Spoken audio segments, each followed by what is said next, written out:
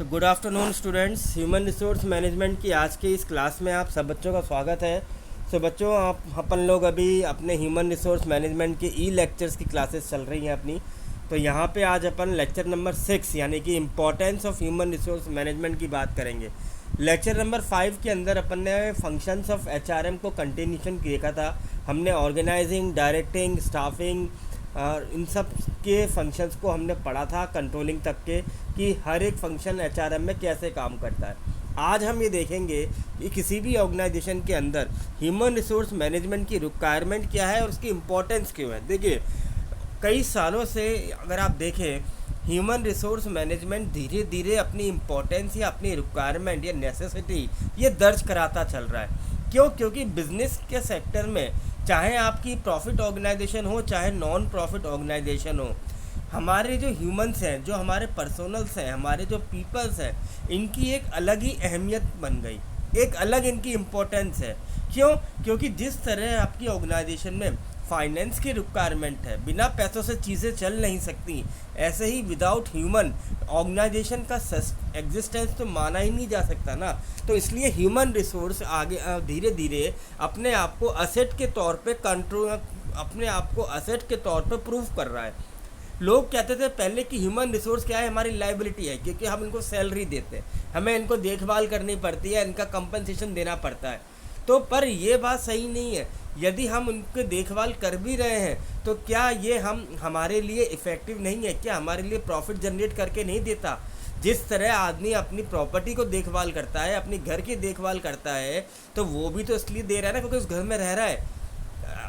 पर human resource क्या है? ह्यूमन रिसोर्स आपकी ऑर्गेनाइजेशन को रन करती है, आपके ऑब्जेक्टिव्स को अचीव करके देती है, तभी तो आपके पास पैसा आता है। इसलिए ह्यूमन रिसोर्स हमारे लिए एक एसेट ही है, हमारी लायबिलिटी नहीं है। अब हम देखते हैं कि ये हमारी इम्पोर्टेंस क्यों है। देखिए, सबसे पहले देखिए ह्यूमन रिसोर्स मैनेजमेंट कि ये हमारी रिक्वायरमेंट को फुलफ़िल करता है। ज़रूरी ये है ह्यूमन रिसोर्स मैनेजमेंट के लिए, ज़रूरी क्यों है? क्योंकि हमें इसमें एम्प्लॉय को रिटेन रखना पड़ता है। ह्यूमन रिसोर्स मैनेजमेंट ज़रूरी क्यों है? क्योंकि ये हमारी वर्क लाइफ की क्वालिटी को बढ़ाता है। ह्यूमन रिसोर्स मैनेजमेंट की इम्पोर्टेंस क्यों है? क्योंकि ये ग्रीवियंस और कॉन्फ्लिक्ट को रिड्यूस करता है, ये हमारे गोल्स को अचीव करता है, ये हमें मार्केट में लॉन्ग टर्म हमारे सर्वाइवल को इंश्योर करता है। यदि ह्यूमन रिसोर्स मैनेजमेंट होगा तो सारे लोग आपस में टीम स्पिरिट और बिलोंगिंगनेस के साथ काम करेंगे, हर पर्सन सेटिस्फाइड होगा और एक दूसरे के वेलफेयर के लिए भी काम आएगा। चलिए इसको धीरे धीरे और एक्सप्लोर करते हैं। तो जैसे मैंने कहा कि सबसे पहला आता है fulfil the human resource requirement. Human resource management क्या करता है? ये आपके गैप को फुलफिल करता है। कौन सा गैप? जो आपकी ऑर्गेनाइजेशन में जॉब्स क्रिएट हुई हैं और उन जॉब्स में जो पर्सन्स हम रिक्रूटेड करेंगे, उस गैप को फुलफिल करेगा ह्यूमन रिसोर्स मैनेजमेंट यानी एचआरएम। क्योंकि ह्यूमन रिसोर्स मैनेजमेंट के अंदर हम ऐसे एम्प्लॉयज़ को ही तो सेलेक्ट करेंगे ना जो हमारे ऑर्गेनाइजेशन में वर्क को अच्छी तरीके से परफॉर्म कर सके। तो ये हमारे यहाँ पे गैप को फुलफिल करता है। फिर आता है employ retention. Human resource management सिर्फ मैन पावर को ही लेने का नाम नहीं है, रिक्रूटमेंट करने का नंबर नहीं है, बट उनको रिटेन रखना, उनको सेटिस्फाई देखना, उनकी देखभाल करना। देखभाल का मतलब होता है कि जब उनको ट्रेनिंग के रिक्वायरमेंट तो ट्रेनिंग दी जाए, जब उनके डेवलपमेंट के रिक्वायरमेंट तो डेवलपमेंट का किया जाए, जब उनको काउंसलिंग की रिक्वायरमेंट है तो काउंसलिंग की जाए, अगर वो परफॉर्म नहीं कर पा रहे तो उनको मेंटरिंग की जाए। तो यानी इस तरीके से मेंटेनेंस करना ताकि ये आपकी ऑर्गेनाइजेशन के लिए फ़ायदे भी करे और आपकी ऑर्गेनाइजेशन में रिटेंशन भी रखे। फिर आता है enhance the quality of the work life. देखिए, अगर हम अपने एम्प्लॉयज़ को पूरी तरह से फोकस कर रहे हैं, उनके डेवलपमेंट पे हमारा ध्यान है, हम उनके वर्क को फोकस कर पा रहे हैं, यदि तो हम क्या करेंगे, हम उनकी जो ये वर्क कल्चर है, जिस जगह ये लोग काम कर रहे हैं, उसको हम अच्छी क्वालिटी वाला बनाएंगे, तो ये हमारे लिए ज़्यादा अच्छा आउटपुट प्रोड्यूस करेंगे। देन आता है redressing the grievances and the conflict. देखिए, ह्यूमन रिसोर्स मैनेजमेंट के अंदर ये बताया जा रहा है कि जो एम्प्लॉय है, हर एम्प्लॉय को कोई ना कोई कभी ना कभी तो प्रॉब्लम आएगी, और ये प्रॉब्लम का सॉल्यूशन होना ज़रूरी है, क्योंकि अगर एम्प्लॉय प्रॉब्लम में रहेगा, कॉन्फ्लिक्ट में रहेगा, डिस्प्यूट्स में रहेगा, तो वो आपके लिए परफॉर्मेंस कैसे करेगा। तो ह्यूमन रिसोर्स मैनेजमेंट के अंदर ये बताया कि आपको उनके यहाँ जो जितने भी कॉन्फ्लिक्ट हैं उनको दूर करने के लिए एक अच्छा सिस्टम डेवलप करना ज़रूरी है, जहाँ पे वो आके अपनी कंप्लेंट करा सकें।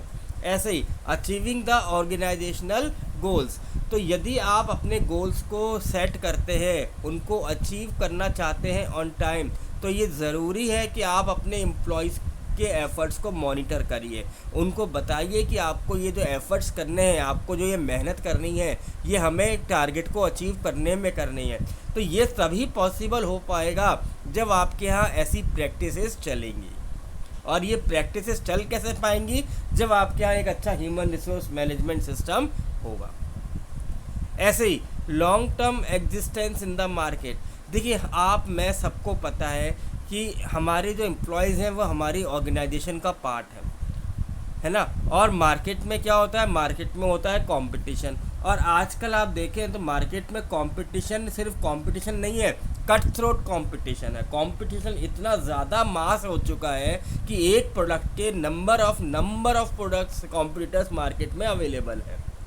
तो आपकी ऑर्गेनाइजेशन सर्वाइव तभी कर सकती है जब आपके पास एक अच्छा एम्प्लॉय होगा। वो एम्प्लॉय ये होगा जो मार्केट ट्रेंड को जानता होगा। ये एम्प्लॉय वो है जो मार्केट कंडीशन को समझ रहा है। ये एम्प्लॉय वो है जो कस्टमर बन के कस्टमर की इच्छाओं को समझ पा रहा है कि कस्टमर को मैन्युफैक्चरर से क्या चाहिए। तो ये चीज़ें अगर आपका एम्प्लॉय समझ गया तो आपकी ऑर्गेनाइजेशन क्या करेगी? लॉन्ग टर्म सर्वाइवल के बारे में सोचेगी।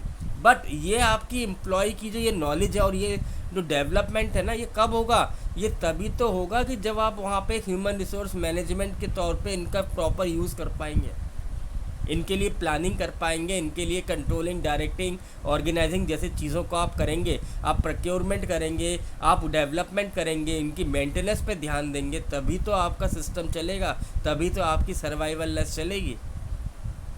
फिर आता है develop the team spirit and feeling of belongingness. देखिए ऑर्गेनाइजेशन में बहुत सारे लोग डिफरेंट डिपार्टमेंट्स में काम करते हैं। ये डिफरेंट एम्प्लॉयज़ अलग अलग कल्चर, अलग अलग वैल्यूज़, अलग अलग बिलीफ के लोग होते हैं, अलग अलग एटीट्यूड के भी लोग होते हैं। तो यदि ये मिलके काम करेंगे, ये वर्क एज ए टीम करेंगे, तभी तो गोल्स अचीव होंगे। तो ह्यूमन रिसोर्स मैनेजमेंट क्या समझाता है इनको कि आप हमारे लिए कितने वैल्यूएबल हैं।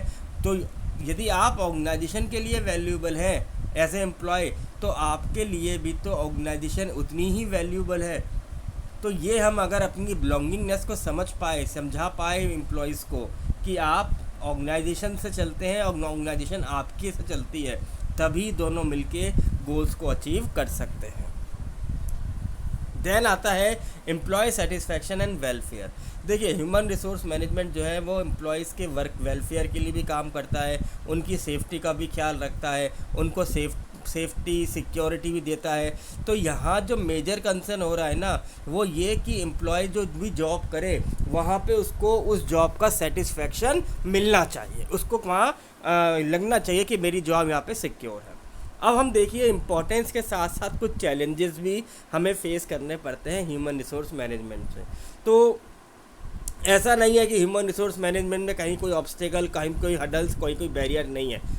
यहाँ पे भी बहुत सारे चैलेंजेस हैं जिनको हमें देखना पड़ता है, जिनसे हमें रूबरू होना पड़ता है। देखिए पहला चेंजेस कौन सा है कि growing the employ expectations, growing the size of the workforce, emergence of new technologies, internal politics, human psychology, changes in laws and the regulations और maintenance of the human relation. ये कुछ चैलेंजेस हैं। तो पहला चैलेंजेस क्या था आपका? Growing the employ expectation. देखिए जैसे जैसे वो नई स्किल्स को सीखता है, जैसे जैसे वो नई चीज़ों को लर्न करता है, बेटर क्वालिफिकेशन उसकी होती जाती है। बट उसके साथ साथ एम्प्लॉय की जो एम्प्लॉय की जो एक्सपेक्टेशन है वो भी तो इंक्रीज़ होती है। समय के हिसाब से एम्प्लॉयज़ की एक्सपेक्टेशन ऑर्गेनाइजेशन से बढ़ती जा रही है, क्योंकि जितना हम उनको ट्रेन कर रहे हैं, लर्निंग दे रहे हैं, उतना ही उनकी तरफ वर्क भी प्रेशर बढ़ता जा रहा है। तो जब वर्क प्रेशर बढ़ रहा है तो क्या एम्प्लॉय अपनी मैनेजमेंट से एक्सपेक्टेशन नहीं करेगा? तो ये एक्सपेक्टेशन को समझना आजकल के मैनेजर्स के लिए ज़रूरी है। फिर आता है ग्रोइंग साइज ऑफ वर्कफोर्स। देखिए आज ऑर्गेनाइजेशंस जैसे ही सक्सेस होने लगती हैं तो वो एक्सपेंड करने लगती हैं, और इस एक्सपेंशन की वजह से वर्कलोड इंक्रीज़ होता है, और एक ही आदमी सारा वर्क तो कर नहीं सकता। तो एक्सपेंशन में क्या होता है, वर्कफोर्स और रिक्रूटेड की जाती है, तो यहाँ पे एम्प्लॉयज़ मल्टीप्लाई होते चले जाते हैं। तो ये जो एक्सेसिव वर्कलोड हो रहा है, इसको मैनेज करना और इसके साथ लोगों को मैनेज करना, ये भी एक चैलेंज है। देन न्यू टेक्नोलॉजी, देखिए आजकल टेक्नोलॉजी एडवांसमेंट तो आप देख ही रहे हैं, सभी लोग स्मार्टफोन्स यूज़ कर रहे हैं, हर दिन कोई ना कोई नया वर्जन, कोई नया अपडेट, कोई नई एप्लीकेशन अपडेट करने के लिए आ जाती है। तो मैन्युफैक्चरिंग और इंडस्ट्रीज़ में भी तो टेक्नोलॉजी अपग्रेड बहुत जल्दी हो रहा है। अब इस एडवांसमेंट में होता क्या है, इस एडवांसमेंट में हो ये रहा है कि आप टेक्नोलॉजी को यूज़ तो कर सकते हैं, बट उसको काम करने के लिए एम्प्लॉयज़ को ट्रेनिंग कैसे कराई जाए, क्योंकि जल्दी जिस तरीके से टाइमली बेसिस पे टेक्नोलॉजी तो नहीं ले लेंगे, पर एम्प्लॉय को तो इतनी जल्दी ट्रेनिंग नहीं दे सकते ना। तो इसलिए ये चीज़ों को मैनेज करना आजकल के मैनेजर्स के लिए एक चैलेंज हो जाता है। ऐसे ही आता है इंटरनल पॉलिटिक्स। देखिए कई बार ऐसा भी होता है कि जो आपका ह्यूमन रिसोर्स मैनेजर है, उसको कई बार ऐसी सिचुएशंस फेस करनी पड़ती हैं जहाँ पर एम्प्लॉयज़ को उसको कई बार मिसलीड भी करना पड़ता है और उनको मिसगाइड भी करना पड़ता है। उनको कहीं कहीं अपने एम्प्लॉयज़ को रिस्ट्रिक्शन भी देनी पड़ती है और कई बार उनको मिसगाइड भी करना पड़ता है। तो ये इंटरनल पॉलिटिक्स की वजह से एम्प्लॉयज़ कई बार स्विच करने लग जाते हैं, कभी कभार कॉन्फ्लिक्ट डिस्प्यूट इतने बढ़ जाते हैं कि लॉकआउट जैसी चीज़ें होने लगती हैं। तो इन चीज़ों को भी संभालने के लिए ज़रूरी है कि मैनेजर इस चीज़ को एचआरएम के अंदर अच्छी तरीके से वाकिफ़ और हैंडल कर सके। ह्यूमन साइकोलॉजी, देखिए एचआरएम के अंदर क्या है कि हम ह्यूमन साइकोलॉजी से भी तो डील करते हैं कि बिज़नेस पे कि जब भी कोई प्रॉब्लम आती है, तो प्रॉब्लम अगर फिज़िकल है तो वो तो सॉल्यूशन हो सकती है, बट यदि कोई ऐसी है जो हमारी असेट, हमारी रिसोर्सेज को लेकर है, तो वहाँ पे कई बार चीज़ों का सॉल्यूशन नहीं मिल पाता। तो यहाँ हमें इस चीज़ को समझना पड़ेगा कि ह्यूमन की जो साइकोलॉजी है वो किस तरीके से डील की जाए। फिर आती है लॉज एंड द रेगुलेशंस। देखिए आज सरकार, गवर्नमेंट, कई सारी एनजीओज़, कई सारे डिपार्टमेंट्स ऐसे हैं जो एम्प्लॉयज़ के वेलफेयर के लिए काम करना चाहते हैं। जैसे ट्रेड यूनियन देखिए, इन लेबर लॉ देखिए, कानून जो बने हुए हैं, तो ये एम्प्लॉयज़ के फेवर के लिए, उनके वेलफेयर के लिए है। और ऑर्गेनाइजेशंस को इन लॉज को, इन रूल्स को, इन नॉर्म्स को फुलफ़िल करना होता है। तो कई बार इन नॉर्म्स को फुलफ़िल करने में भी ऑर्गेनाइजेशन के मैनेजर्स को प्रॉब्लम आ जाती है। देन आती है मेंटेनेंस ऑफ ह्यूमन रिलेशन। देखिए जो ह्यूमन रिसोर्स मैनेजर है उसको सिर्फ एक मीडिएटर का काम नहीं करना कि वो मैनेजमेंट और एम्प्लॉय के बीच का मेडिएटर है, बट उसको ये ज़रूरी है कि वो इन दोनों के बीच के रिलेशनशिप को भी ध्यान से रखे। भाई ऐसा नहीं है कि उसने मैनेजमेंट का भी काम करना है और एम्प्लॉयज़ का भी काम करना, नहीं, इसका काम है दोनों के रिलेशनशिप को संभाल के रखना। तो यही है बच्चों आज का टॉपिक। आई होप कि आपको समझ में आया होगा। Thank you very much.